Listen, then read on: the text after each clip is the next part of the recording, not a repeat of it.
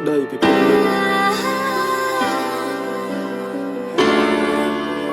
ខ្ញុំសង្ឃឹមថាអ្នកនឹងលឺនៅទុកព្រួយរបស់មនុស្សម្នាក់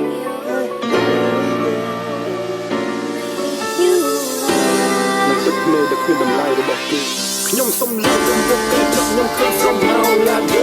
មានអារម្មណ៍សែនរញញឹមមានពីបាត់លើចិត្តបើសិនខ្ញុំលើកទៅចូលលេខខ្លាំងទៅចោលវិញបាននេះពីភពដែលខ្ញុំមាននៅមិនក៏ឡាចាក់ដូចចានឹងមានសំណួរមកក្នុងខ្លួនខ្ញុំស្វែងរកចម្លើយនឹងគិតមកខ្ញុំគឺជាអ្នកសួរអ្នកណាគឺជាអ្នកឆ្លើយគឺសូមបានខ្ញុំមានងុយហើយទៀនយកខ្នែងមកដើរខ្ញុំជឿនៅក្នុងភាពអន់នឹងការពិបាកនឹងជាសះស្បើយខ្ញុំដាក់ក្បាលចុងដំណេកទឹកភ្នែកហៅចេញពីលេត្រាខ្ញុំមុំមើលនៅខ្ញុំ